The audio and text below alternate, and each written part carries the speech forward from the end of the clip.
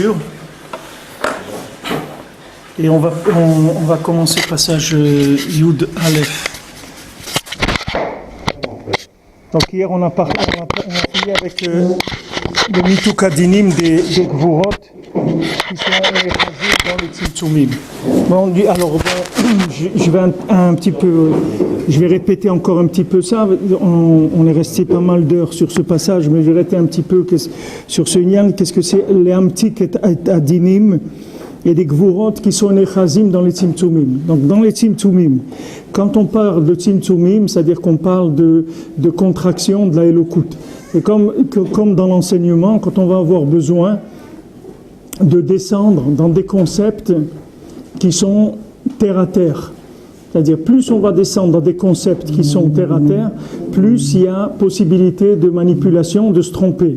C'est-à-dire de se tromper sur l'intention de ce concept-là. Je vous ai donné hier l'exemple du manger, c'est l'exemple, le concept le plus dangereux qu'on a vu, c'est-à-dire là où Amalek il attaque le plus, c'est sur l'argent, puisque dollar c'est Gematria Amalek. C'est-à-dire que Amalek, lui, quand il attaque les Tzimtzumim, ce qu'il essaye d'attaquer en premier, c'est l'argent. Parce que l'argent, c'est le concept qui est le plus... c'est là où il y a plus de mensonges possibles. C'est dans l'argent. C'est-à-dire quand on a détourné la personne dans l'argent, après tout le reste, c'est facile de le détourner. Alors dans toutes les ta'avot qu'il y a dans l'Olam, toutes ces ta'avot-là, elles viennent uniquement de détournement. Comme Rabbeinu dit dans Sichot Haran, Rabbeinu dit c'est quoi les ta'avot? Il dit manger, il faut se nourrir. Se marier, il faut avoir des enfants. De l'argent, il faut une parnassa. Donc il dit c'est quoi les ta'avot? C'est quoi des ta'avot? Il n'y a pas de ta'avot, ces choses-là. C'est des choses qui sont simples. C'est des tzimtzumim dans la Gdusha. Maintenant, les gvurot que Rabbeinu dit ici, Rabbi Nathan il dit les dinim et les gvurot qui sont les echazim dans les tzimtzumim, c'est que comme on rentre dans des notions qui sont des notions contractées de la Elokut, c'est pas de la Elokut mamash. Par exemple, si la parnassa c'était d'aller tous les matins voir Hachem dans le Kodesh HaKodashim et qui te donne la parnassa pour la journée, tu n'aurais pas de problème dans le nian de parnassa, tu ne pourrais jamais être détourné par la parnassa. Si c'était ça le derrière d'avoir parnassa, c'est qu'il fallait faire la queue tous les matins au Beth Amikdash, aller recevoir la parnassa pour la journée, il n'y aurait pas de possibilité de se faire attraper pour la parnassa. Quand est-ce qu'on se fait attraper? C'est quand maintenant on a affaire à une parnassa qui doit venir par des drachim du Olam Hazeh, c'est-à-dire qu'on doit avoir une machine, on doit voyager, on doit avoir un contact avec des gens, on doit se déplacer, on doit acheter, on doit vendre, on va avoir un compte en banque, on doit avoir des trucs. Toutes ces choses-là, Hachem il les a faites pour qu'on puisse se rapprocher de lui. C'est pas pour qu'on s'éloigne de lui. Maintenant, quand on rentre dans ces choses-là, il y a un Amalek qui nous attend à chaque étape pour essayer de nous détourner. Dire oui, mais tu peux gagner, tu peux faire, alors maintenant nous on ne sait pas, on ne se rend pas compte qu'est-ce qui est Amalek, qu'est-ce qui n'est pas Amalek. Il faut beaucoup prier pour qu'on nous donne justement les sikhliim, amitim, c'est-à-dire on est quelque part pour quelque chose, et que pour ça et pas pour autre chose. Quand on rentre dans le monde de la parnassa, on est là-dedans que pour la parnassa. Quand on doit avoir des enfants, c'est pour avoir des enfants. Et Rabbeinu dit que quand on conçoit des enfants, on peut avoir l'esprit entièrement attaché à la Torah et concevoir des enfants. Il n'y a pas de contradiction là-dedans. Quand on mange pour se nourrir. Et dans cette nourriture, il y a des otiyot, il y a des kochot de Gdusha qui vont alimenter notre neshama, etc. C'est pour ça qu'Hachem il a mis tous ces tzimtzumim à notre disposition. Mais maintenant, dans ces tzimtzumim, il y a l'utilisation de la klipa qui va essayer de détourner. C'est ça la chiza des dinim qu'il y a dans les tzimtzumim. Comme on dit, quand le chat n'est pas là, les souris dansent, d'accord? Hachem, il a créé un monde, il dit, voilà, je mets à votre disponibilité un monde shalem, un monde parfait, où j'ai mis des choses extraordinaires dedans. À vous de me chercher maintenant. Mais les gens, ils n'ont pas fait ça du tout. Ils ont utilisé toute l'infrastructure, et pas pour chercher Hachem. Alors ça, c'est les dinim qui sont echazim, parce que c'est très difficile. Du moment où je rentre dans le tzimtzum, toute la définition du tzimtzum, c'est qu'il n'y a pas la présence d'Hachem évidente. c'est que la présence d'Hachem en évidence, elle n'y est pas. Comme Rabbeinu dit qu'il y a deux personnes qui mangent. Un, il mange l'isboa nafsho, et un, il mange les ta'avot gufo. Un, il mange pour son âme, et quand il a fini de manger, il commence à avoir des chidushim de Torah, et il commence à avoir une dvekut b'Hashem extraordinaire qui lui viennent des nefashot qu'il y avait dans la nourriture. Et l'autre, quand il a fini de manger, il a envie de dormir, ou il a envie d'aller faire un flipper, ou une partie de cartes, ou n'importe quoi. Ça lui a donné encore plus de torerut pour les ta'avot olamazé. Alors Rabbeinu dit, la metet melachot, c'est pareil. Quelqu'un rentre dans la metet melachot, il va travailler. Maintenant Rabbeinu dit, la metet, lat, ça veut dire en araméen maudire. Lat, c'est malédiction. Alors dans la metet melachot, il y a soit tal orot, tu as les 39 lumières, ou tu as lat, qui sont 39 malédictions. Maintenant, quand la personne elle rentre là-dedans, alors tu as deux possibilités. Toi, tu as Rabbi Yochanan Sandlar, tu as le Tam Akadosh, le cordonnier, qui fabrique ses chaussures à trois coins, et que toute la journée, les Davouk Bachem, comme ils ont dit, il y avait Rav Nachum Schuster à Ouman, il dit quand tu rentrais chez lui au magasin de chaussures, dans son atelier, je m'imagine l'atelier, je sais pas, c'est-à-dire c'est un mot, si on emploie ça, on a une image dans notre tête comme technicien de surface. Alors il faut faire attention parce que l'image, mais ça il devait avoir un trou avec un marteau, un truc et du cuir et il faisait des chaussures. C'est un cordonnier. Mais les Breslevers, ils racontent, ils disent quand tu rentrais dans la cordonnerie, tu te mettais dans un coin, tu bougeais pas, tu pouvais pas oser le déranger parce qu'il était une telle dvécoute que personne n'osait parler. Il fallait attendre qu'il redescende et qu'il se rende compte qu'il y avait quelqu'un là pour commencer le dialogue avec lui. Mais lui, il était en train de travailler sur ses chaussures, mais il n'était pas là du tout. Il était dans un autre monde complètement. Voilà, c'est un cordonnier. Et maintenant, tu peux trouver un cordonnier aux prises uniques avec qui te fait qui t'arrange les semelles des chaussures et tout. Lui, il veut faire de l'argent pour aller en vacances au truc en Afrique ou je sais pas où.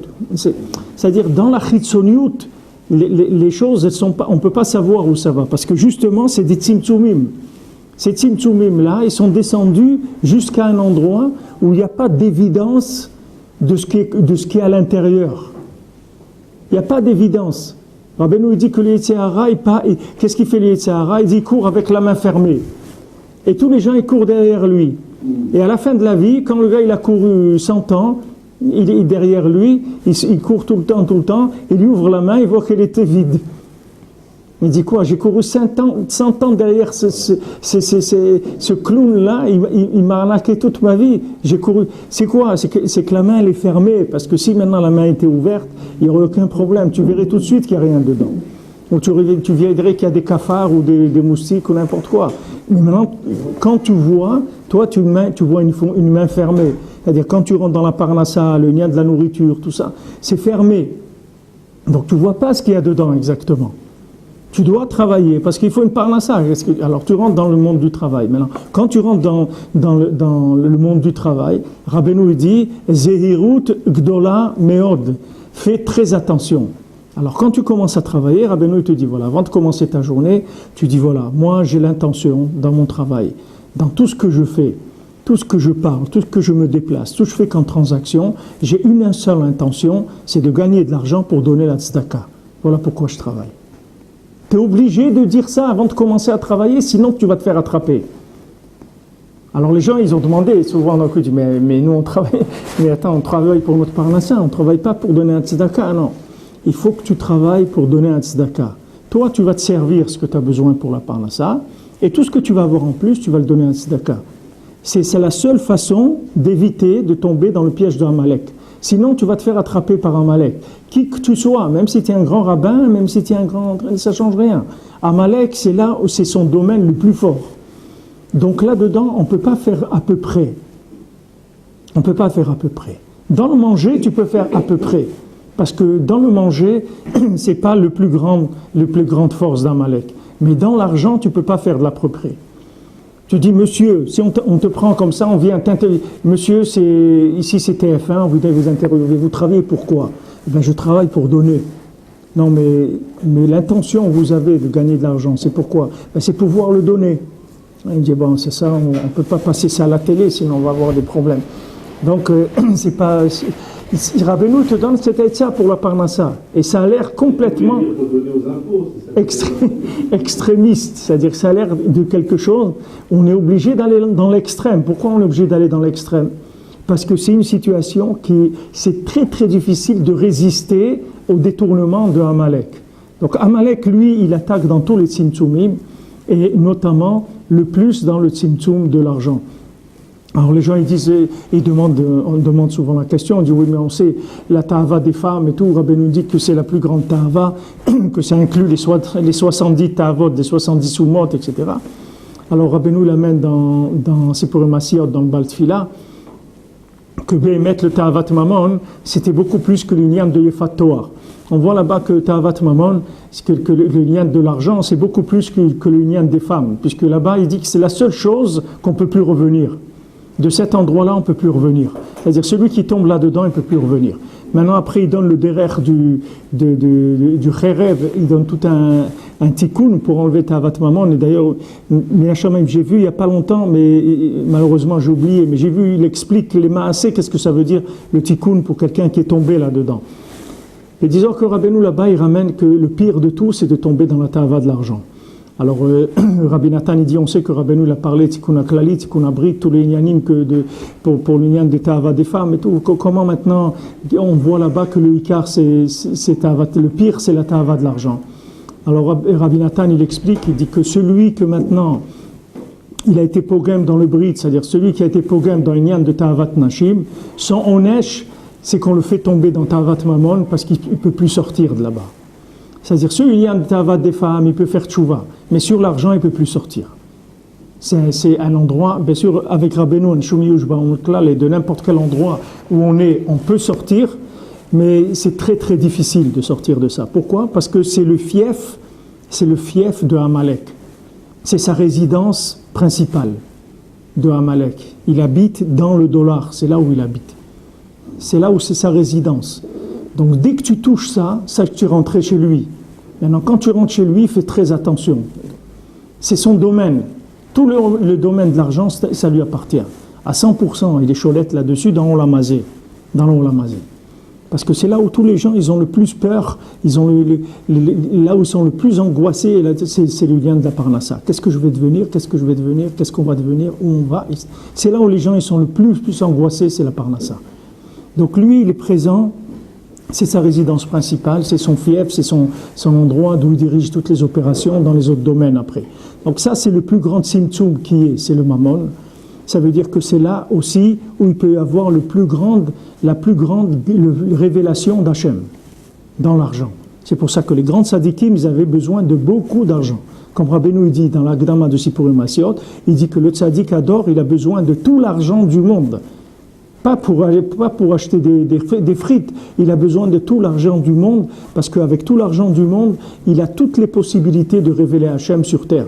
C'est-à-dire, il a tous les gvanim, toutes les couleurs, toutes les apparences, tous les angles de la présence d'Hachem, il se trouve dans l'argent. Et plus quelqu'un il a d'argent de Gdusha, et plus il a un potentiel de révéler Hachem. Mais ne vous trompez pas sur cet argent de Gdusha. Il y a beaucoup de gens qui sont venus, et quand on a parlé de nian d'argent, de parnassa, de tavat maman, on nous dit oui, mais attends, mais Rabbeinu il dit qu'il y a des chemins de la Torah, qu'on ne peut y arriver que si on est très riche. Il dit, mais toi, c'est les chemins de la Torah que tu cherches? C'est ça que tu cherches dans ta vie, c'est les chemins de la Torah. C'est pas ça que tu cherches. Les chemins pour sortir.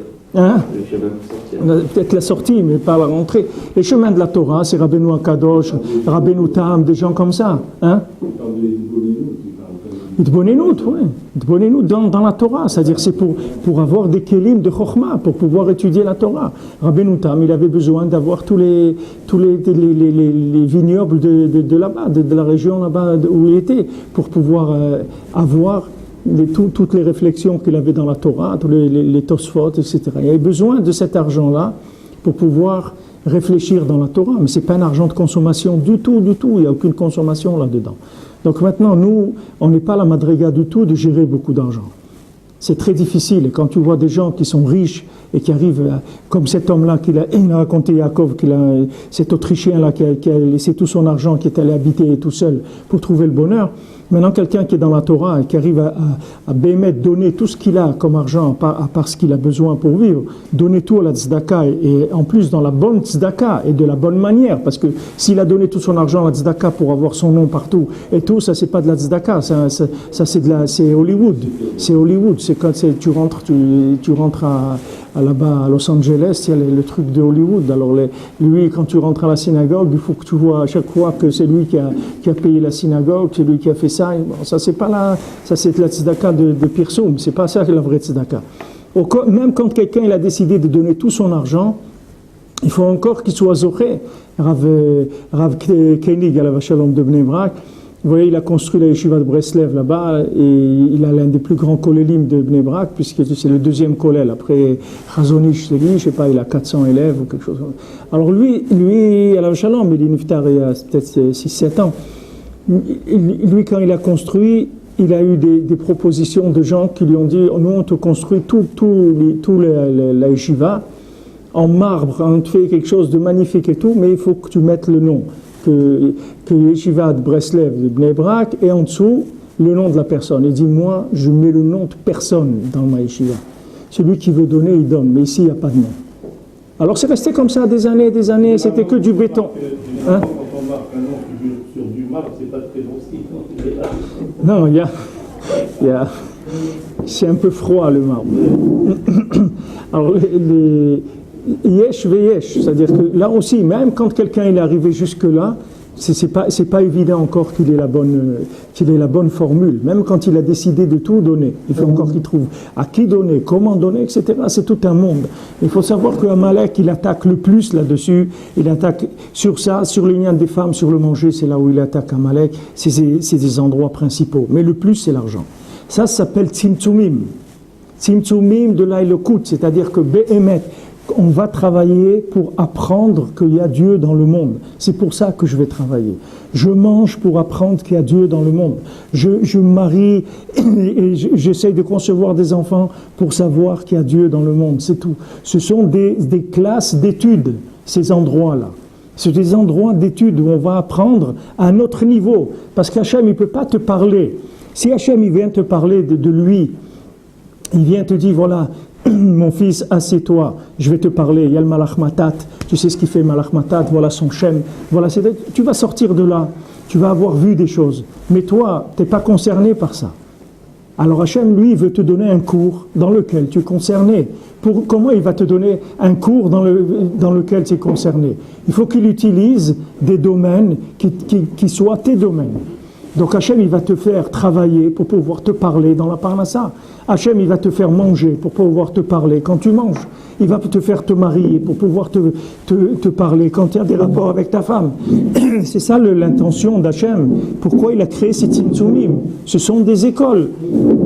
Comme quelqu'un l'a dit, il est à l'université, maintenant il a un cours de physique, il a un cours de maths, il a un cours de trucs, et voilà, dans tous ces domaines-là, il va apprendre, et après il va pouvoir arriver à apprendre son métier. Maintenant, Hachem, il a créé ces tzimtzumim, ces besoins-là qu'on a un besoin de manger, qu'on a besoin de se reproduire, qu'on a besoin d'avoir parnassa, que pour qu'on puisse rentrer dans une salle de classe et apprendre ce qu'il veut de nous. À travers ces choses-là, il va pouvoir nous parler.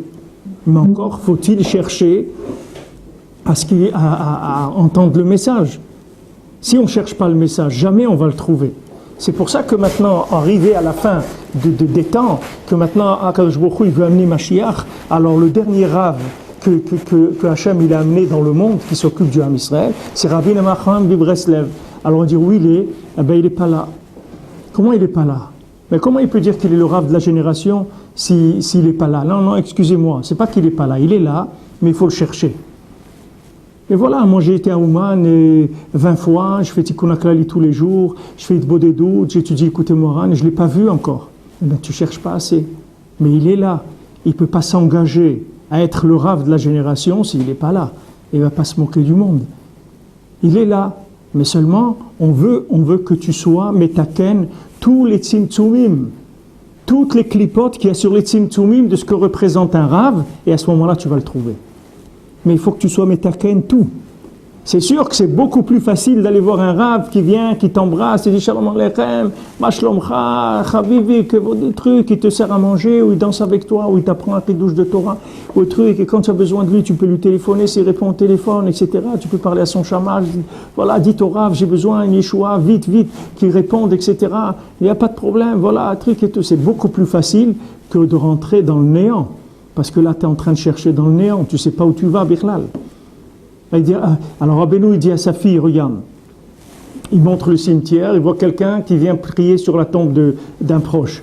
Et il dit, regarde, cette personne-là, elle est en train de prier sur la tombe d'un proche. Maintenant, ce qu'elle ne sait pas, c'est que la personne qu'elle est en train d'appeler, elle n'est pas là-bas du tout, elle est partie de là-bas, elle ne se trouve pas dans sa tombe. Mais il dit, moi, je serai toujours là, comme dans la porte à côté, quand tu me parles, je ne vais pas t'entendre, mais moi, je suis toujours là. Rabbi Nachman il dit, je suis avec vous et je vous abandonnerai jamais, je serai toujours avec vous. Alors maintenant, du moment où lui il a dit ça, et c'est quelqu'un de sérieux, nous on doit rétorquer, on lui dit, attends, mais si tu es avec nous, alors où tu es? Alors il dit, il faut chercher. Il dit, combien il faut chercher? Il faut chercher. Parce que maintenant je vais t'enlever toutes les clipotes qu'il y a sur ce Inyan-là. Quand tu seras arrivé à te débarrasser de tous les tzimtzumim, tous les shkarim qui sont mis sur le tzimtzum de cette chose-là, tu vas me trouver. Voilà, même Moshe Rabbeinu, ils sont trompés sur lui. Ils ont dit, ouais, il a été prendre une belle femme, même quand même, Moshe Rabbeinu, hein, c'est pas gêné quand même. Il a pris une femme, et c'est une beauté. Alors, comment tu peux parler comme ça sur Moshe Rabbeinu? Qu'est-ce que tu dis une chose comme ça sur Moshe Rabbeinu? Comment tu peux parler comme ça sur Moshe Rabbeinu? T'as pas honte de penser des choses comme ça sur Moshe Rabbeinu, mais t'as pas honte. Regardez, des gens qui vivaient avec lui. C'est pas maintenant, on parle pas des gens qui doivent le chercher dans un livre, qui doivent chercher dans l'air, il sait pas où il est. Non, des gens ils vivaient, ils le côtoyaient. Ils étaient avec lui. Eh ben, le fait de le côtoyer, ça a donné chez eux un zilzoul. C'est-à-dire ils ont commencé à le mépriser parce qu'ils le connaissaient trop bien. Il dit, attends, mon ami, on n'est pas des copains. Comme dit Rafraïkin, on dit, votre copain il est venu vous voir. Il dit, c'est pas mon copain, hein. Il ne faut pas dire ça, c'est pas mon copain. C'est pas mon copain du tout. C'est pas parce qu'on est dans la même ville que c'est mon copain, c'est pas mon copain. Lui, il n'est pas dans la Torah. Il dit, c'est pas mon copain. Moi, j'ai pas de copains qui ne sont pas dans la Torah. Maintenant, mon cher Rabbeinu, le fait que tu le fréquentes, que tu le vois, tu viens chez là, tu rentres le voir, tu dis, Moshe, excusez-moi, voilà, j'ai ce problème, etc. Et bon, tu fais comme ça. Alors là, la personne, elle a perdu complètement l'effet de distance, c'est-à-dire, elle ne sait plus à qui elle a affaire. Mais quand vous allez chercher Aïch Moshe, que vous allez chercher le tzaddik avec des centaines et des centaines d'heures de pleurs, et que vous allez le trouver un petit peu, alors je peux vous dire que vous n'allez pas être mezalzelbo bichlal, que vous n'allez pas du tout le mépriser.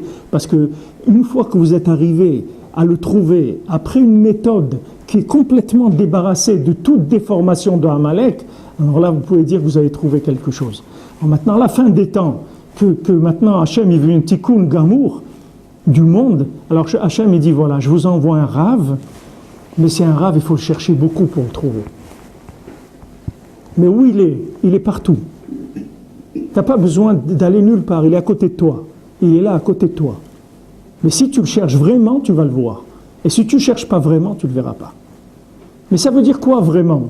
Investis, vas-y, cherche. Comme Rabbeinu dit, avec la bouche et avec le cœur. Cherche avec ta bouche et ton cœur, jusqu'à que tu le trouves. Et si maintenant tu essayes un petit peu, tu lâches, ça veut dire que tu ne le cherches pas vraiment. Enfin, ce que tu cherches, ce n'est pas vraiment. Tu cherches un rave qui soit un assistant ou quelqu'un qui va te donner du chizouk momentanément, etc. Mais un rave qui te prend en main et qui te répare complètement et qui va te donner chaque jour les informations dont tu as besoin, eh ben ce rave-là, il faut le chercher énormément. Parce que pour qu'il te communique les sikhliim, amitiim, il faut qu'il soit sûr que tu t'es débarrassé de toutes les clipotes. Comme Rabbeinu dit que tu viens chercher tes avedot à Ouman. Tu viens à Ouman, il dit quelqu'un, il vient chez le tzaddik, il vient chercher tout ce qu'il a perdu. Qu'est-ce que ça veut dire tout ce qu'il a perdu? Tout ce qui s'est fait prendre par Amalek. Oui, comme les gens, ils jouent aux cartes et truc il a perdu. Il croyait qu'il allait gagner, il a perdu. D'accord? Maintenant on a perdu, mais on a beaucoup plus perdu dans notre vie que ce qu'on a gagné. D'accord? Puisque Amalek il nous a attrapés dans tous les domaines et on n'a fait que perdre. Dans ce domaine, dans l'éducation, dans la chokma, dans la musique, dans tous les inyanim, il nous a attrapés de partout. Donc on a perdu énormément de choses. Donc on vient chez le tzaddik pour récupérer nos billes, c'est-à-dire tout ce qu'on a. Qu'est-ce que c'est récupérer nos billes? C'est notre malchoute, c'est notre pouvoir, c'est ça qu'il nous a pris. Mon argent, c'est mon pouvoir. Il m'a pris mon argent, il m'a enlevé mon pouvoir, je ne peux plus rien faire. Il m'a pris mon argent. Quelqu'un t'a volé de l'argent, tu lui dis mon ami, c'est pas l'argent qui m'embête, c'est que tu m'as enlevé la possibilité de faire des choses. Moi je devais faire des choses. Et Rabbi nous dit dans les côtés Mohan, Chas de Shalom, quelqu'un, quand il vole à quelqu'un de l'argent, il peut lui voler ses enfants. C'est-à-dire qu'après il peut pas, ne pas avoir d'enfants à cause de l'argent qu'on lui a volé. Et même si Chas de Shalom, il a des enfants déjà, ils peuvent mourir parce qu'on lui a volé de l'argent. Parce que son argent c'est son pouvoir, et ses enfants c'est son pouvoir. C'est la même chose. Et ses enfants, ils se nourrissent de quoi? De son argent, oui. Qu'est-ce qu'il donne à manger à ses enfants? C'est son argent. C'est avec ça qu'il achète à manger. Eh bien, l'âme de ses enfants, elle se nourrit de la lumière de l'argent du père. Et si quelqu'un il a volé l'argent du père, il peut voler les lames des enfants et que Chas v'Shalom, les enfants ils meurent à cause de ça, Rabbi nous dit dans l'écouté Moran. Donc on n'est pas en train de s'amuser, on est en train de jouer avec des choses qui sont très graves. Alors quelqu'un quand il vient chez le tzaddik pour chercher ce qu'il a perdu, il dit voilà, je viens chez vous, Rabbi Nachman, vous êtes le tzaddik de la génération, je viens récupérer tout ce que j'ai perdu. Moi j'ai passé des milliers d'heures à faire de la musique. J'ai donné mon cœur à des milliers d'heures de musique. Des milliers, j'ai mis tout mon cœur et j'ai pleuré, j'ai mis mon âme dedans. Je veux le récupérer. C'est mon pouvoir. Je veux le récupérer. Je veux le mettre dans la Gdoucha. Je veux pas que ça reste là-bas. Moi j'ai rien à faire avec ces gens-là. Ils m'ont volé mon cœur, mon âme, ils m'ont tout volé avec ma musique, avec la musique. Je leur ai donné ce que j'avais de plus cher au monde, qui est moi-même, et c'est mon pouvoir. Je veux le récupérer, mon pouvoir. J'en ai besoin, pourquoi? Pour glorifier le nom d'Hachem, pour montrer qu'il y a Dieu dans le monde. C'est pour ça que j'en ai besoin. Alors tu viens chez le tzaddik, il te dit, il n'y a pas de problème, tout est là. Tout est là, tout est chez moi. Tout ton pouvoir est là. Maintenant, la seule chose que j'ai besoin de savoir, c'est si tu n'es pas un ramaille, c'est tout. Est-ce que tu veux jouer ou tu es sérieux? C'est tout ce que je veux savoir. Est-ce que tu es vraiment sérieux? Alors vraiment sérieux, il va se cacher et tu vas te débrouiller à le chercher. Maintenant, si tu le cherches déjà, ça veut dire que tu n'es pas un ramaille. Parce qu'un autre rabbin, tu n'as pas besoin de le chercher beaucoup. Tu vas chez lui, tu tapes et tu dis voilà, il reçoit le jeudi de telle heure à telle heure, tu vas attendre 4-5 heures et tu vas rentrer, il va te recevoir, il n'y a pas de problème. Maintenant, Rabbeinu, il reçoit tout le temps. Mais c'est toi qui dois être prêt. C'est toi qui dois prouver ta sincérité. Pourquoi? Pour que tu enlèves les dinim et les tzimtzumim, ce qui est les dinim et les gvorot qui sont les chas sur les tzimtzumim. Parce que d'avoir un rave, c'est le plus grand tzimtzum du monde. C'est-à-dire quand tu as trouvé le rave, tu as fini ton business, il est terminé. Tu as tout fait, tout ce que tu avais à faire dans le monde, tu l'as fait. Tu as fini tout. Yoshua Benoun, il rentre chez Moshe Rabbeinu et dit moi, je comprends rien. Moi, je comprends rien du tout. Moi, je rentre, je m'assois c'est lui, mon cher Rabbeinu, voilà, je m'assois là-bas. Il me dit, qu'est-ce que tu fais? Je ne sais pas, je suis assis là, je ne bouge pas. C'est tout. Mais tu sais, il y a les miraglim, ils ont dit que de rentrer en Eretz, c'est peut-être difficile et tout. Dis, moi, je ne sais rien du tout, moi, je ne comprends rien. Moi, je suis avec mon cher Rabbeinu, moi, je ne sais rien du tout. Parce que celui qui a trouvé Moshe, il a tout trouvé, c'est fini, tout est réglé. Il n'y a plus de miraglim, il n'y a plus de ta'avot, il n'y a plus de rien, tout est terminé, tout est réglé. Son passage sur terre, il va l'exploiter au maximum. C'est-à-dire il va sortir avec tous les bénéfices qu'un homme il peut faire dans son passage sur terre. Alors tu comprends qu'on ne va pas te donner à trouver ce rave-là si facilement. On ne va pas te donner que ce soit si facile à trouver.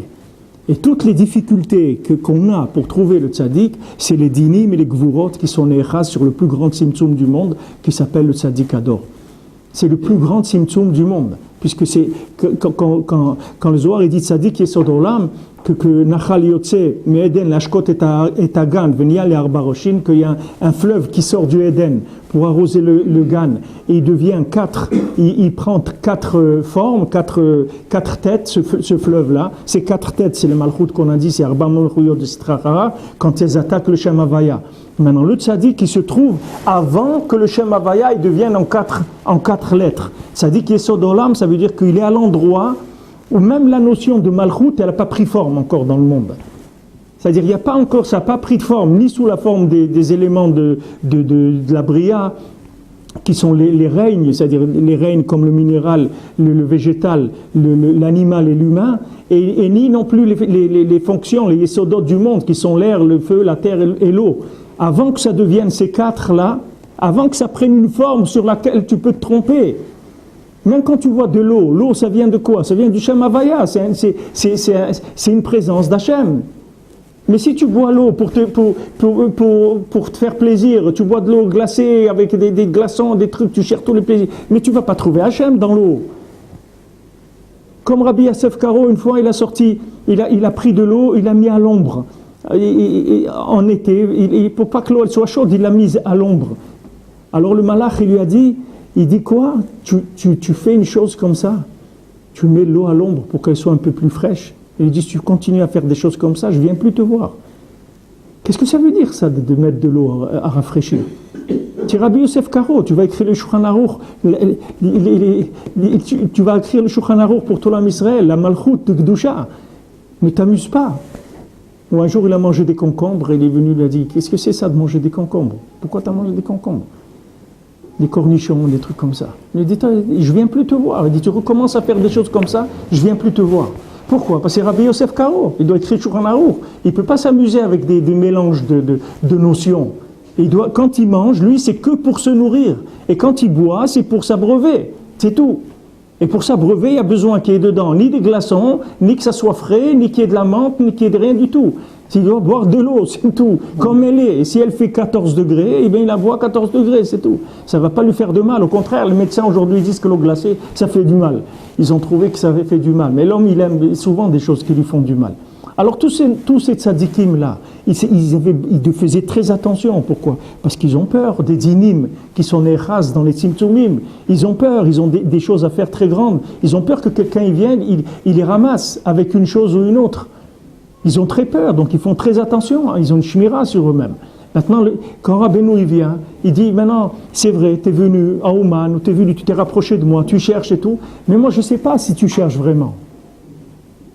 Je ne sais pas, il faut que tu me prouves que tu cherches vraiment. Il dit, mais comment je vais vous prouver? Il dit, je ne sais pas, il faut que tu me prouves. Je ne sais pas, je peux pas me révéler à toi comme ça. Je ne peux pas, cherche. Je ne peux pas te rendre tes choses. Il faut que tu me donnes des simanim que c'est toi, Béhémet. Je ne sais pas si c'est toi. Est-ce que c'est ça vraiment que tu cherches? Regarde, tu es passé, tu avais un beau truc, tu es parti, tout de suite, tu as tout laissé, tu es parti.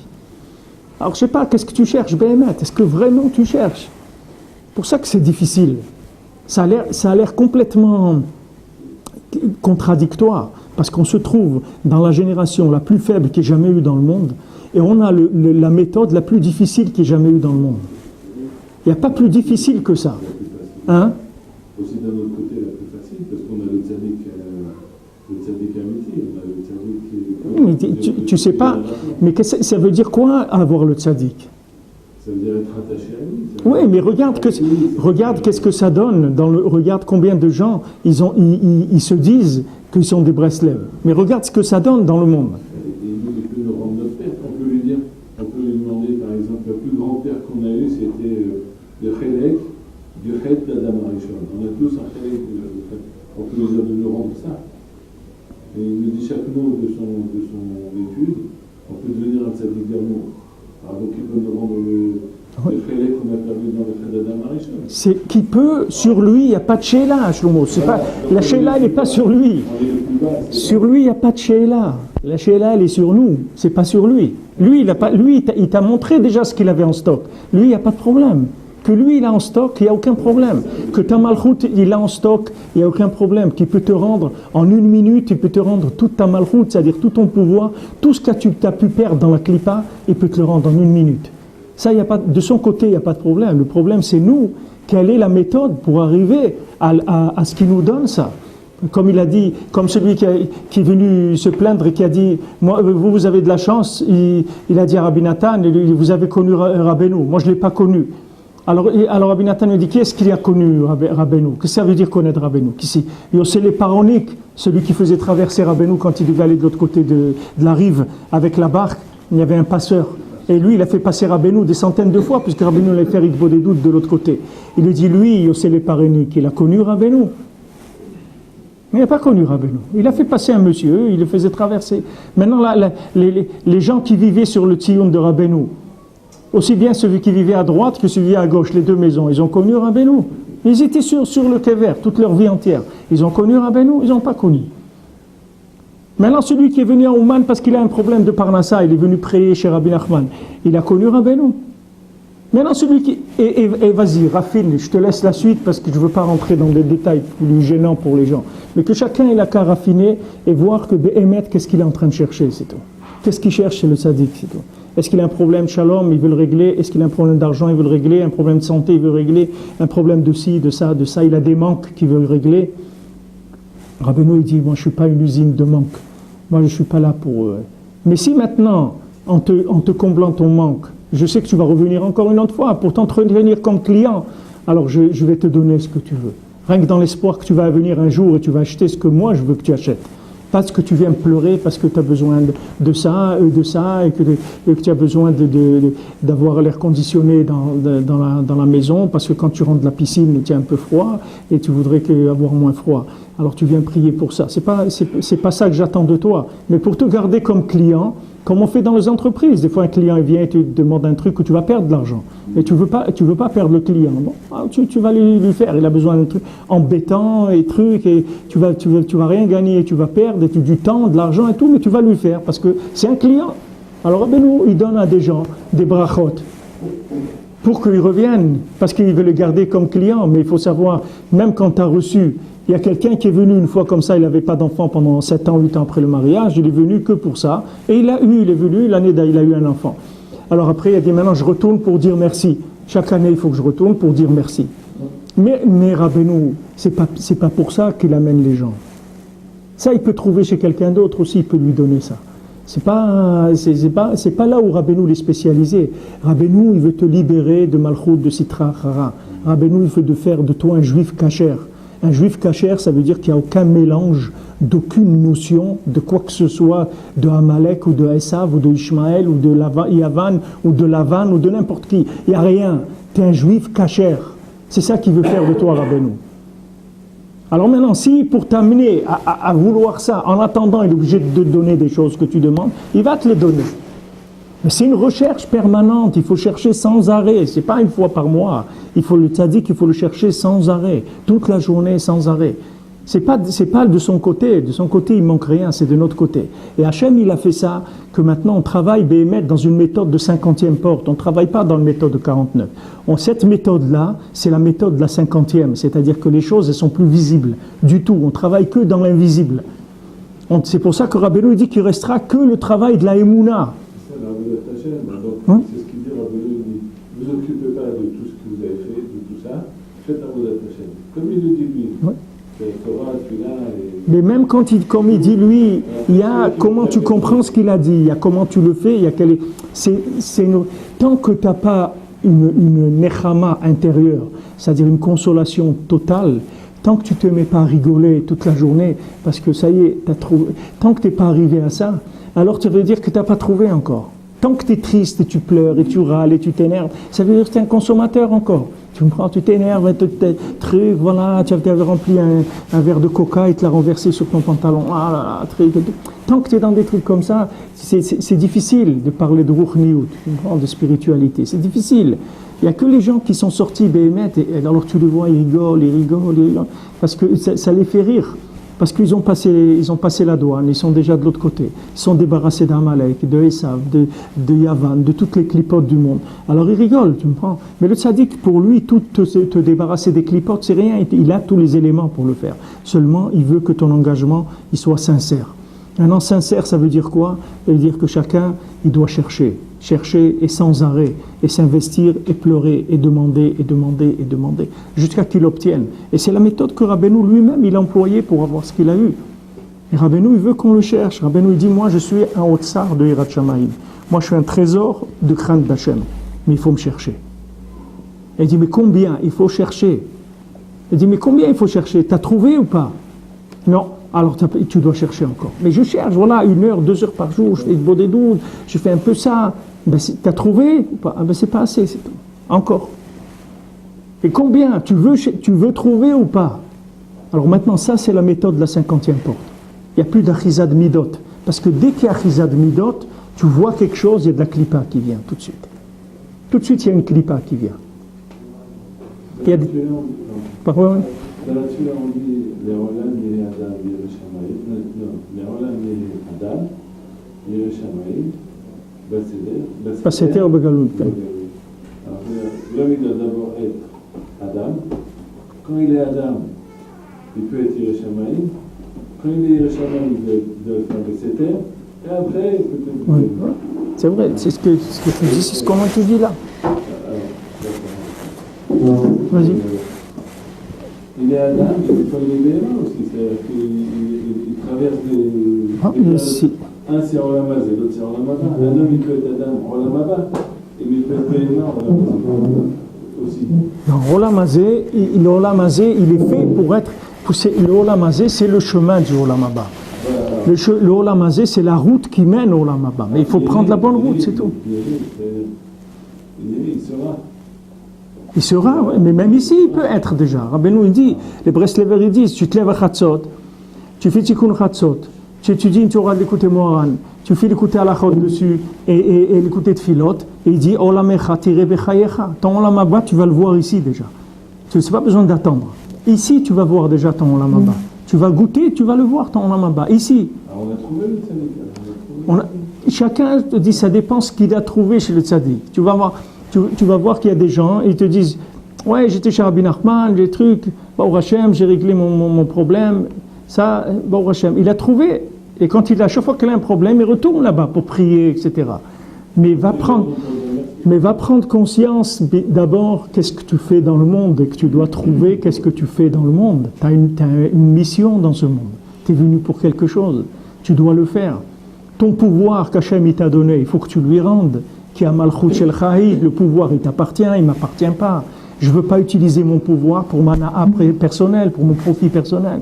Je veux utiliser mon pouvoir pour toi, pas pour moi. Maintenant, cette recherche-là, chez chacun, elle a des éventails. Il y a des gens qui cherchent 5%, il y a des gens qui cherchent 10%, il y a des gens qui cherchent 30, 40, 50. Tu vois Rav Shmuel Rovitz, tu vois qu'est-ce que c'est un homme comme ça. Sa vie entière, il l'a donnée. Tu vois, pour trouver Rabbeinu, il a donné sa vie entière pour chercher. C'est le seul juif au monde qui est rentré en URSS sous le communisme, sous le Staline, les moments les plus difficiles. Et il est rentré de Messirut Nefesh, c'était interdit, on lui tirait dessus partout. Il risquait sa vie chaque seconde. Et il est arrivé à Ouman, et il est resté 8 ans à Ouman. Alors que sa femme et son fils, ils étaient en Eretz Israël, il est resté 8 ans, il ne pouvait plus sortir. Il a passé là-bas, non, j'ai vu 8 ans. Il est passé là-bas, Gehinam, il a passé là-bas. Le Gehinam sur terre. Et il dit, voilà, je suis tombé malade, j'ai été emprisonné, il était à Moscou en prison, je ne sais pas combien il est resté en prison, jusqu'à qu'il est sorti, justement dans Sfirat HaOmer, il est sorti. Mais il dit, s'il fallait encore payer ça, et 1000 fois ça, je le ferai encore. Tu vois, c'est des gens, quand ils ont mordu quelque chose, ils ne lâchent plus. Ils ne lâchent plus, pour aucune raison au monde. Il n'y a rien qui lui fait lâcher ce qu'il a attrapé. C'est des gens qui voulaient Béhémet. Tu me prends à leur niveau. Ils voulaient Béhémet. Et ils ont vu des choses qui sont extraordinaires, parce que c'est des gens qui voulaient Béhémet. Ils ont été prêts à donner leur vie entière pour trouver le tzaddik, pour trouver un maître qui leur enseigne qu'est-ce qu'ils sont venus faire sur terre. Et qui leur donne les méthodes pour s'en sortir. On ne parle pas maintenant de quelque chose, ce n'est pas une aventure mystique. Ce qu'on a besoin, c'est de conseils pratiques pour s'en sortir, chacun à notre niveau. Maintenant, tu vas voir des conseils dans beaucoup de livres, tu vas voir des choses qui ont été écrites dans tous les domaines. Mais est-ce que quelqu'un il a écrit un livre sur toi et pour toi? Est-ce que maintenant, quand tu es né, quelqu'un t'a donné un livre comme ça et tu dis, regarde mon fils, vois ce livre, tu l'ouvres, tu te casses pas la tête. Toute ta vie, ce que tu auras besoin, il est là. À chaque fois que tu l'ouvres, chaque jour, il va te dire, voilà, aujourd'hui, tu dois manger ça. Regardez, aujourd'hui, même manger, on ne sait pas manger. Va prendre un rendez-vous chez un diététicien, tu dois un valable, tu dois attendre 2 mois. Les gens, ils ne savent pas manger. Qu'est-ce que c'est manger? Mais les gens, ils ne savent pas manger, ils mangent n'importe quoi. Et après, ils remplissent les hôpitaux à cause de leur manger. La personne, elle s'est détruite elle-même. Même le manger, pachout, quelque chose de pachout, se nourrir. Même un chat, il sait qu'est-ce qu'il doit manger, qu'est-ce qu'il ne doit pas manger. Et regarde un Ben Adam, il n'arrive pas à savoir qu'est-ce qu'il doit manger. Il mange trop de ça ou pas assez de ça, etc. Ouais. Tout ça, c'est Amalek. Tout ça, c'est Amalek qui rend les gens fous pour les détruire. C'est-à-dire, il leur prend leur concept de vie, leur concept de manger. Et quelqu'un, il a mangé. Tu vois, les gens, ils travaillent, ils ont un petit restaurant en face de leur travail. Tous les jours à midi, ils mangent là-bas. Et tous les gens, ils mangent de l'huile qui a cuit, je ne sais pas combien de mois, avec des trucs, des inanimes, etc. Et les gens, ils s'empoisonnent toute la journée. C'est des concepts. 0% de yaourt. Et il était plein, il n'était pas vide. Alors les amtik adinim ve'agvurot, les amtik adinim ve'agmurot chez Nechazim batzimtzumim, c'est ça ce que ça veut dire. C'est-à-dire on doit adoucir, on doit se débarrasser de tous les mensonges qui entourent notre avodat Hashem et notre passage sur terre, tout ce qu'on est venu faire. Et maintenant, là où il va y avoir la plus grande emprise du mensonge, c'est sur le lien de trouver le maître de la génération. C'est là où il va y avoir le plus de mensonges possibles. Vous allez trouver des gens qui vont vous vendre toutes sortes de choses. Et ils vont amener des preuves et tout ce que vous voulez. Mais il y a un maître de la génération. Ce maître-là de la génération, il est là et il travaille. Maintenant, celui qui cherche, il va le trouver. Et celui qui ne cherche pas, il ne le trouvera pas. Parce qu'on est à la fin des temps. Hachem, il ne donnera plus de méthode dans laquelle on peut se tromper. C'est-à-dire que la méthode qu'il y a aujourd'hui, cette méthode, elle est garantie que celui qui l'utilise, il va arriver. Celui qui cherche avec la bouche et avec le cœur, et qui vient, qui s'isole, et qui demande à Hachem, et qui fait des téhilim, et qui fait du likoté tfilot, qui fait du dibo des doutes, qui pleure, il est sûr qu'il va trouver le émet. Parce que cette méthode-là, c'est une méthode dans laquelle il n'y a pas de sheker. Il n'y a pas de sheker. Comme la Gemara dit dans Brachot, j'ai entendu ce matin un guide, il disait à son groupe, ce n'était pas des touristes, c'est des juifs, il leur disait priez, parce que c'est écrit dans la Gemara Brachot que Gdolat Tfila Yoter Mimaasim Tovim. Il dit faites des prières, la prière c'est plus grande que les bonnes actions encore. Donc quelqu'un il cherche avec sa prière. Rabbeinu il dit, alors les élèves ils ont dit ouais mais vous nous demandez des choses qui sont très élevées, comment on va faire pour arriver à ça? Rabbeinu il dit avec la bouche, avec le cœur, on peut arriver à tout. Tu as une bouche et un cœur et fais-les travailler. Avec ça, tu vas arriver à tout. C'est-à-dire te débarrasser des gvurot et des dinim qui sont nechas sur les tzimtzumim. Tzimtzumim, c'est tout ce qu'on vit. Tout ce qu'on vit, c'est des tzimtzumim. Mais le plus grand tzimtzum, c'est le tzadik ador. Et si quelqu'un il cherche Béhémet, il va trouver ce maître. Une fois qu'il l'a trouvé, il a fini son passage sur terre, c'est réglé. On va lui donner tout. Alors on commence le Yud Aleph, où je lisais Metu Esrim Verba Elef Talmidei Rabbi Akiva Bimea Omer. C'est pour ça qu'ils sont morts les 24 000 élèves de Rabbi Akiva pendant la période du Omer. Al Shelo Naagu Kavod Ze Baze, Velo Haya Benehem Ahava. Il n'y avait pas de kavod entre eux et il n'y avait pas de ahava. C'est-à-dire il y avait un manque de respect entre eux et il y avait un manque d'amour entre eux. C'est ça qui a fait qu'ils sont morts 24 000 élèves de Rabbi Akiva. On parle d'élèves de Rabbi Akiva, on ne parle pas des gens qui viennent à la synagogue maintenant. On parle des élèves de Rabbi Akiva, c'est-à-dire vous avez ici 24 000 tzadikim. C'est des gens qui ont quitté Olam Hazé, qui n'ont plus d'état avot, qui ne sont plus du tout là-dedans.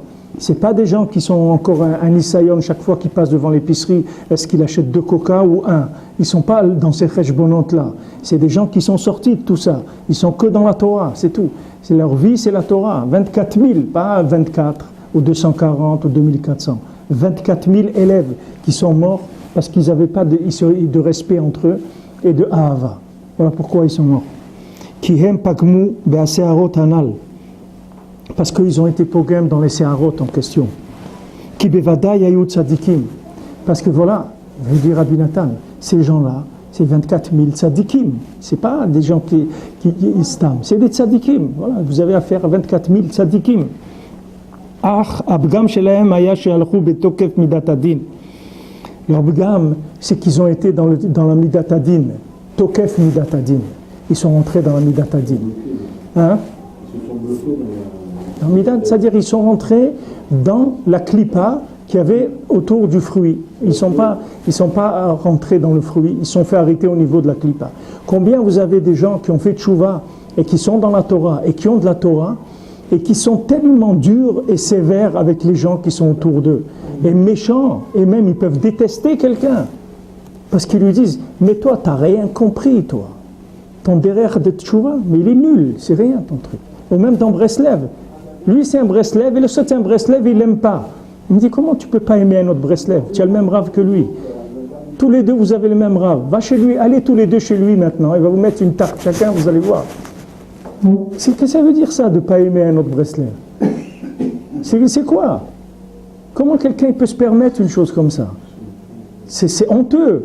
Ça déjà, tu peux être sûr que c'est une preuve qu'il n'a pas trouvé son maître, parce que quelqu'un qui a trouvé Rabbi Akiva, c'est sûr que qu'est-ce qu'il a dit Rabbi Akiva? Que le Ikar, c'est Va'avtalera Hakamocha. C'est ça, toute sa Torah, c'était ça. Il a dit tout est basé sur ça. Maintenant, il a 24 000 tzadikim. On ne parle pas d'un Baal Tshuva qui est encore en train de se battre s'il fume 2 paquets de cigarettes ou un. Il a sa milchama tous les jours. Est-ce qu'aujourd'hui je fume 25, 30 ou 35? Et il essaye d'enlever une cigarette ou 2. Voilà où elle est sa milchama. Et lui, il se permet de juger mal un autre juif ou un autre chassid ou quelque chose comme ça. Regardez quel dinim la personne, elle n'écrase dans sa tête et dans ses midotes.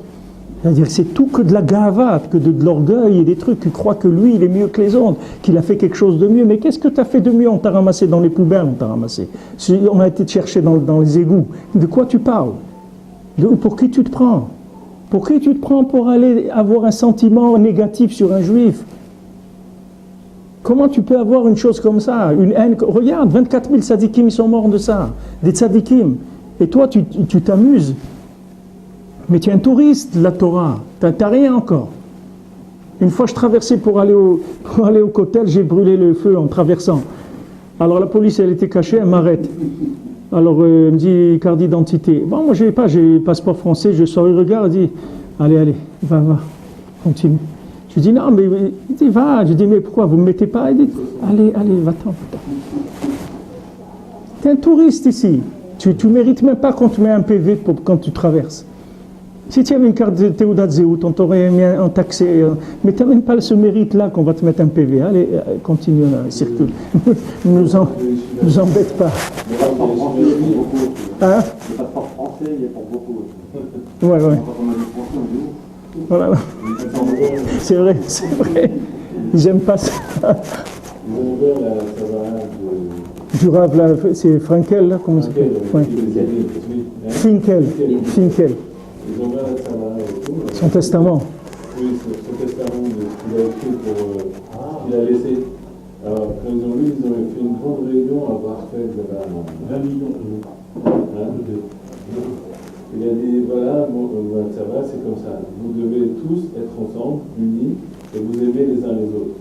Et il répétait comme ça, il a répété sous plusieurs formes.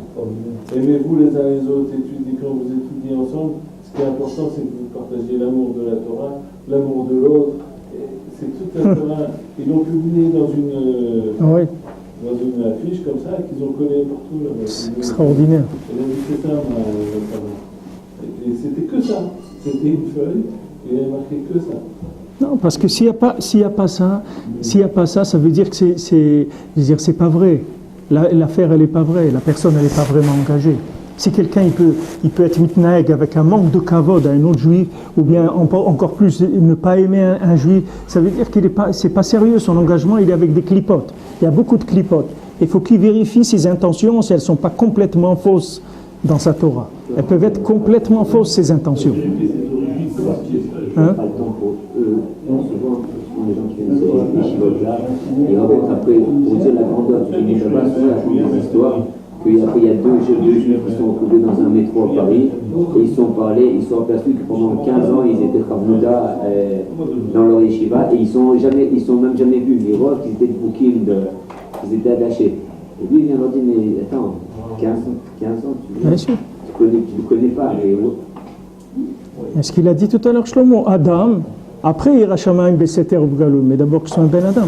Mais ce n'est pas un Ben Adam. Regarde, 24 000 élèves de Rabbi Akiva, que les Tzimtzumim qui sont rentrés, qui sont la Torah, parce que la Torah c'est les plus grands Tzimtzumim qui est au monde, c'est comme le Tzadik Haemet, c'est des formules de réussite de vie. Alors tu crois que Amalek il va te laisser comme ça, prendre les médicaments comme ça? C'est sûr qu'Amalek il attaque là-dedans. Et même des tzadikim comme les élèves du Rabbi Akiva, il les a attaqués, et encore plus que tout le monde. La Gemara elle dit qu'il laisse tout le monde, il attaque les tzadikim, il laisse toutes les Umot, il attaque le Ham Israël, il laisse tout le Ham Israël, il attaque les tzadikim. Voilà 24 000 tzadikim qui sont morts. Comment ils ont réveillé la colère d'Hachem sur eux? Tu peux dire, mais attends Hachem, des gens qui sont toute la journée en train de manger des hamburgers et prendre de la drogue et faire des bêtises, tu t'énerves pas sur eux? Et comment quelqu'un ici, il habite à Jérusalem, il étudie la Torah, il revient du kotel, il se fait exploser dans un bus, alors qu'il vient d'un kotel. Mais c'est quoi ça? C'est quoi? Alors qu'est-ce qu'on fait? Qu'est-ce qu'on fait? Alors peut-être qu'il vaut mieux, Chaz Shalom, aller habiter, se cacher quelque part dans le monde et manger des hamburgers toute la journée, boire du coca, et c'est tout. Voilà, ces gens, ils n'explosent pas dans les bus. Peut-être que c'est mieux. Mais il dit non, c'est pas ça, c'est pas vrai. C'est pas l'explosion du bus, elle vient pas des ta'avot, elle vient que ta Torah et ta tfila, il n'y a pas d'ahava. Comme la Gemara dit dans Brachot, Hachem il vient le matin, il voit qu'il n'y a pas minyan dans la synagogue, il se met en colère. Le Maharsha il dit contre qui il se met en colère? Contre ceux qui sont dans la synagogue, pas que ceux qui ne sont pas dans la synagogue. Il dit si vous étiez un peu plus sympathique, un peu moins mchenef, les gens ils seraient venus à la synagogue. Mais quand ils viennent, vous le regardez avec une tête que le bonhomme il a plus envie de revenir. Comment quelqu'un il vient à la synagogue, tu lui dis même pas bonjour. Il vient Shabbat, tu lui dis même pas Shabbat Shalom, rien du tout. Le bonhomme il est venu, et toute la prière, il a fait rien pour que tu lui dis Shabbat Shalom. Toute la prière, il ne sait même pas ce que c'est. À la limite, la prière des Maïr Patlo. Ce qu'il est venu, c'est prendre un peu de chaleur avec des juifs, comme il dit Shabbat Shalom, alors comment ça va? Yaakov, Shimon, hein? Qu'est-ce qui déborde? Après, c'est maison des jeunes et de la culture. Après, il n'y a plus de fila, on déconne. Pourquoi, Chaz Shalom? Mais il vaut mieux ça que de la tfila de gens qui n'ont pas de cœur et qui n'ont pas. C'est beaucoup mieux. Il vaut mieux que quelqu'un il rentre dans la synagogue. Il va pour prier Hachem, il ne va pas pour déconner. D'abord l'endroit de la synagogue. D'abord un bet à Knesset. Le mot Knesset, ça veut dire un endroit de réunion. Parce que prier Hachem, vous pouvez le prier dans votre maison, vous pouvez prier Hachem partout. Hachem, il a fait ça pour qu'on se voie et pour qu'on se supporte et pour qu'on s'aime, avant tout, avant de le prier. Et si quelqu'un, maintenant, c'est écrit que si quelqu'un, il est Shaliach Tzibour dans une synagogue, et il a un problème avec quelqu'un, il a une dispute avec quelqu'un, il ne peut pas la quitter de la tfila. Il ne peut pas la quitter de la tfila. Quelqu'un ne peut pas faire Shaliach Tzibour s'il n'aime pas tous les gens dans la synagogue. S'il a des problèmes avec des gens qui se disputent, qui s'envoient des trucs à la figure et tout, ils n'ont pas le droit de... Il ne peut pas faire Shaliach Tzibour. Quelqu'un qui a frappé un juif dans sa vie, c'est écrit dans Shulchan Aruch, il ne peut pas contrer pour minyan. Vous savez, non, s'il a fait tchouva, on ne parle pas. Mais si quelqu'un il frappe un juif, on ne peut pas le rentrer dans un minyan. Vous vous rendez compte ce que ça veut dire? Qu'est-ce qu'il a fait? Qu'est-ce qu'il a fait de si catastrophique qu'il ne peut pas construire? Mais il a frappé un juif. Un juif qui frappe un autre, c'est écrit dans Shulchan Aruch, on ne peut pas le compter pour minyan. C'est un safek s'il compte sur minyan. S'il fait tchouva, il a fait tchouva. Avec la tchouva, tout s'arrange. Mais pour vous dire qu'il y a des valeurs, voilà, vous avez 24 000 tzadikim, c'est des tzadikim. Alors, on ne parlait pas de faire la prière, ça c'est des tzadikim. C'est des gens qui sont Torah et Tfila, Yomam, Valaïla, ils n'ont que ça dans la tête. Et ils ont que ça dans le cœur et ils ne vivent que pour ça. Afal Piken. Ils ne sont pas respectés, il n'y avait pas de kavod entre eux, il n'y avait pas de ahava, ils se sont fait ramasser. Alors il ne faut pas croire que le rôle qu'on a, il est facile à jouer, que le but qu'on a, il est facile. C'est pas facile. On a des dynimes sur nous, sur notre Torah, sur nous, etc. Et il faut faire attention, il faut se purifier. Il faut faire attention à ce qu'on pense, à ce qu'on dit, etc. par rapport à tout l'homme Israël, parce qu'on a une responsabilité. Et même dans une synagogue où les gens ils parlent et ils rigolent, et ils rigolent au milieu de la Kriyat Torah, mais les gens entre eux, il y a de la ahava, ça vaut beaucoup mieux qu'une synagogue où les gens ils marchent tous au fil du couteau, il n'y a pas un qui bronche, mais les gens dans le cœur, s'ils pouvaient se déchirer les uns les autres, ils le feraient. Il n'y a rien à faire là-bas. Il ne faut pas rentrer, il n'y a rien à faire là-bas. Dans un endroit où il y a de la haine, il n'y a pas Kachem, il n'y a pas, ça c'est sûr. Maintenant, qu'est-ce qu'il y a d'autre? Alors il y a des degrés dans la présence d'énergie étrangère. Mais là où il y a de la ahava, c'est sûr qu'il y a Hachem. Et si les gens ils parlent, qu'est-ce qu'il y a? Il y a des gens qui sont faits pour parler à la synagogue, ils parlent à la synagogue. Ça c'est votre façon de voir à vous, parce que vous, c'est marqué, il y a beaucoup de choses, tout est marqué. Mais maintenant, il y a des gens, parce que eux maintenant, ils sont sérieux dans la tfila, ils commencent à regarder de travers celui qui n'est pas sérieux. Mais toi, c'est pas que tu n'étais pas sérieux. Toi, tu venais même pas à la synagogue, tu ne mets pas les tfilines. De quoi tu es en train de me parler maintenant? Ah, maintenant, ça y est, monsieur, il est devenu sérieux. Maintenant, c'est devenu depuis qu'il est venu shemesh de la synagogue, on ne peut plus bouger. Si on ne remet pas le sidour à sa place quand on sort, il nous parle plus pendant une semaine. C'est quoi ça? Où tu étais avant? Où tu étais?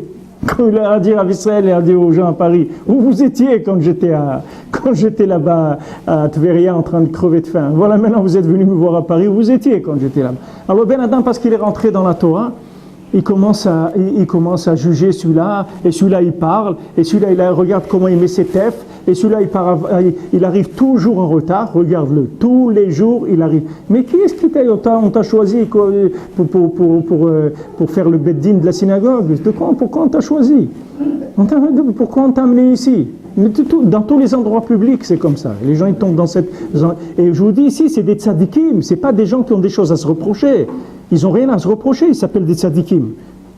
Ils n'ont rien à se reprocher, c'est pas des gens que vous pouvez les piquer sur un problème. Ils n'ont pas de problème. Le problème qu'ils ont, c'est que justement, le fait qu'ils sont rentrés dans cette Torah-là, et que cette Torah, elle est élevée, ça a fabriqué chez eux des gens qui manquent de respect et manquent d'amour pour l'autre. Alors il y a des gens, ils rentrent dans la Torah, mais après quand ils manquent de respect et d'amour pour les autres, ou même dans leur famille, il y a des gens, ils n'ont pas de respect pour leurs femmes ou leurs enfants parce qu'ils ont de la Torah. Mais il vaut mieux qu'ils la jettent tout de suite, leur Torah. Ils n'ont pas besoin de cette Torah-là. Il vaut mieux qu'il a joué, il vaut mieux qu'il va faire une partie de golf le matin, une partie de tennis l'après-midi, mais qu'il soit un Ben Adam respectueux. Quand il rentre, il respecte les gens, il dit bonjour monsieur, au revoir, comment ça va? Merci, alors comment ça va? Mazal Tov, j'ai appris que vous avez une fille, ou votre petite fille, comment ça s'est passé, c'était bien, etc. Bon, Hachem, Mazal Tov.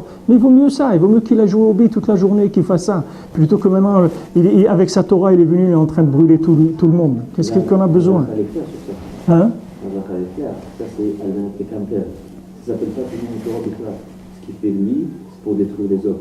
Donc on lui dit... Non, Dan, on ne parle pas Mechila. Ici, on ne parle pas Almenat le Kanter Bichlal.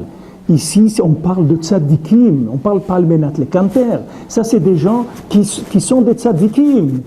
On ne parle pas ici des gens qui ont une Torah tordue, qui veut devenir rabbin ou prendre un salaire du consistoire. On ne parle pas de ça. On parle de gens qui sont des tzadikim.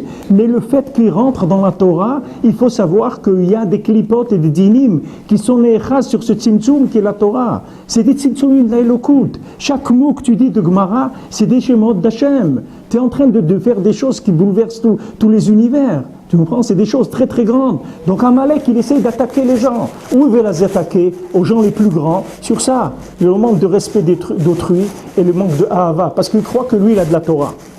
Mais jette-la ta Torah. Qu'est-ce qu'on a à faire avec ta Torah? Qu'est-ce qu'on a à faire de ta Torah? Si tu as mis maintenant un beau costume noir et truc, que tu viens, tu regardes, mais enlève le costume, mets un jean, viens en short avec des babouches à la synagogue et sois sympa avec les gens. Qu'est-ce qu'on a besoin de tout ça? Et justement, la preuve que sa Torah, il y a des clipotes, c'est qu'il ne peut pas la supporter. C'est que quand il apprend sa Torah, quand il fait sa tfila, il vient à Amalek, il s'assoit avec lui, il rentre avec lui, tu comprends? Amalek, il rentre avec lui, et tu vas le voir dans son comportement. Normalement, logiquement, tu rencontres un Baal Tshuva, qu'il était complètement dehors, d'accord? Tu le trouves, il était dans le métro, il faisait de la guitare et de l'harmonica, ok? Maintenant tu le vois, Baruch Hashem, il prie au Netz tous les jours, il étudie, etc. Normalement, il doit être plus sympa maintenant qu'avant, oui, logiquement, d'accord? Normalement, comme dans les trucs de lessive, les publicités de lessive, quand tu le laves, tu dois sortir plus propre que ce qu'il était avant, pas plus sale que ce qu'il était avant. Donc maintenant, si la personne, tu le vois, que depuis qu'il a fait tchouva, qu'il prie honnête, qu'il a de la Torah, qu'il fait des tzedakot, des maasim tovim, etc. Le gars, dans son comportement avec autrui, il est pire qu'avant, ça veut dire qu'il donne à manger à Amalek avec ce qu'il est en train de faire. Ça veut dire qu'il est trop haut, il va trop haut, il peut pas, c'est trop haut pour lui.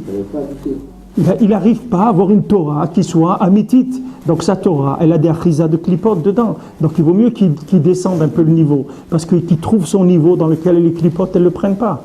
C'est tout, qu'il trouve son niveau. Quand il trouve son niveau, qu'il arrive et son niveau, il te le donne ici, voilà. Clair, tu arrives à respecter autrui, tu as Ahavat Israël. Avec ça, ça veut dire que tu es au niveau. Maintenant, tu passes au niveau supérieur, il ne faut pas que tu oublies ça. C'est que si dans les niveaux dans lesquels tu te trouves, il n'y a plus ça, alors ça veut dire qu'il y a un problème. Voilà, il te dit le Rosh Yeshiva, un Yeshiva de milliers d'élèves, c'est des millions et des millions d'heures de limoud par jour. Qu'est-ce qu'il fait comme testament? Il leur dit pas, Allez, rajoutez tous une demi-heure de limoux. Non, attention, l'ahava, le respect les uns des autres. Pourquoi? Parce qu'il sait que c'est le nisayon, que de toute personne qui va commencer à progresser un peu, que Amalek qui va essayer de le détourner là-dedans. Il le sait, parce qu'il le voit. Parce que c'est un Rosh Yeshiva, il a vu passer des milliers et des milliers de gens. Maintenant, déjà, il avait 5000 Talmidim. Il a vu que c'est ça qui détruit. Pour que quelqu'un dise que l'autre n'est pas bien, pour qu'il arrive à ça, pour qu'il arrive à dire, toi, tu es moins bien que moi. C'est-à-dire que pour quelqu'un, comme vous avez dit plusieurs fois, c'est que dans la Sfarim, pour quelqu'un, il dise que l'autre n'est pas bien, déjà, lui, il pense qu'il est bien. C'est-à-dire son dossier, il l'a effacé. Voilà, maintenant, il a commencé aujourd'hui. Donc, ça, Dan, ça, ce que tu dis ici, Dan, c'est un niveau encore qui est un niveau psychologique humain. Tu vois. Ici, on parle à un autre niveau. Ici, on parle que, si tu veux, c'est un endroit, il est gardé. La Torah, c'est un endroit gardé. C'est un endroit qui est réservé à une élite du monde, c'est-à-dire les chercheurs d'Hachem, les chevaliers d'Hachem. C'est ça la Torah. La Torah, elle est faite parce que la Torah, c'est la Shon Ora'a. Celui qui rentre dans la Torah, ça veut dire qu'il vient chercher d'Arké Hachem. C'est quelqu'un qui te dit, moi, je ne sais pas ce que je suis venu faire sur terre. On lui dit, tu ne sais pas, tu cherches vraiment? Il dit oui. Béhémet, je suis perdu. J'ai essayé le jazz, j'ai essayé le blue jazz, j'ai essayé la cuisine italienne, j'ai essayé les voyages, j'ai fait du bateau en Normandie, j'ai essayé... Tout ça, j'ai vu, c'est pas ça. Donc je cherche qu'est-ce que tu es venu faire sur terre et je suis prêt à le faire. Il dit, tu es prêt à le faire? Voilà, viens, rentre, c'est la Torah. Ok, donc il rentre dans la Torah parce qu'il cherche Hachem. Alors quand il rentre dans la Torah parce qu'il cherche Hachem, tout de suite, Amalek, Esav, Ishmaël, tous ils l'attaquent. Tu comprends? Comment ils l'attaquent? Ils vont lui déformer sa Torah. Le Ikar qui vont lui déformer la Torah, c'est dans quoi? C'est dans les Dinim et les Gvurot. C'est-à-dire ils vont rentrer dans lui de la rigueur. Que le bonhomme, il va, avec sa connaissance de Torah, il va devenir rigoureux. Et plus il va savoir, et plus il va avoir de la rigueur. C'est pour ça qu'il y a besoin d'un adoucissement permanent. Si tu adoucis pas en permanent, tu peux pas. Je vous ai dit, Rivka, Hachem, il a fait net chez Lavan. Parce que si Rivka, elle est étant le zivouk de Yitzhak, imagine-toi Yitzhak, c'est des gvurot purs. C'est de la gvura pure dans les Sechel Elion. Même pas dans le Sechel Tarton, dans le Sechel Elion. C'est-à-dire c'est des concepts de perfection totale. Imagine-toi sa femme, qu'est-ce que ça peut être? C'est-à-dire c'est un... Alors il dit le Zohar Béférouge, je vous l'ai dit, le Zohar il dit Béférouge, parce que si Rivka, elle était née dans un foyer juif, à tous les deux, ils auraient détruit l'humanité. Comment ils auraient détruit l'humanité? Comme ça, comme ce qu'il dit ici. Comme Rabbi Shimon, il sort de la grotte, il dit, c'est quoi ça? Il brûle le bonhomme. Hachem il dit, oh, doucement. Il dit, mollo. Il dit, qu'est-ce que c'est ça? Que quelqu'un il travaille là, il est en train de manger un sandwich. Mais allez, il faut le brûler. Il l'a brûlé. Bien sûr, lui sort de 12 ans dans la grotte en Bedvekout Bachem. Il voit un bonhomme qui est en train de manger un sandwich. Il le brûle tout de suite, tu comprends? Alors Hachem il lui dit, la Torah, c'est vrai, tu as eu, mais retourne là-bas, il faut que tu me l'adoucisses cette Torah. Parce que si tu ne me l'adoucis pas, elle ne m'intéresse pas, je ne la veux pas du tout. Alors que c'est Rabbi Shimon, c'était Tzadik Ador, Tzadik Yesod Olam, qui a amené le Zohar dans le monde, que tout le monde il avait besoin de ce Zohar. Afal Piken, même lui, ça a été Nechas des Gvurot, dans la Gdoucha, qu'il est sorti, il ne supportait plus les gens. Les gens, la simplicité, il ne la supportait plus. Parce qu'il est tellement monté que ça y est, ça lui donnait de l'accusation et de l'accusation et de l'accusation. C'est de ça que je parle. Pas maintenant au niveau midot, dans quoi ça peut se traduire.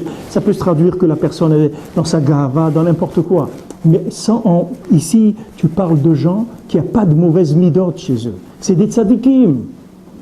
Ce qui est venu, c'est uniquement la chiza des dinim qui viennent sur la personne qui cherche le émet. C'est tout. Il y a une emprise des dinim. Parce que tu cherches le émet. Et parce que tu es Breslev, et parce que tu es Oman, et parce que, justement parce que tu fais tout ça, c'est pour ça qu'ils te cherchent. Voilà, exactement, c'est sur le côté rigueur. C'est-à-dire que la Gdoucha, elle va essayer de le prendre et d'en faire un rigoureux. Alors qu'Hachem, il n'a pas fait le monde pour de la rigueur. Hachem, il n'a pas créé le monde pour de la rigueur. Et même si des fois on a eu besoin d'utiliser la rigueur, comme Yitzhak Avinu, c'est uniquement pour faire progresser les choses. C'est de rigueur au profit du chesed. Et les Toldot Yitzhak ben Avraham, il ne faut pas oublier, Rabbeinu dit, Avraham molid et Yitzhak.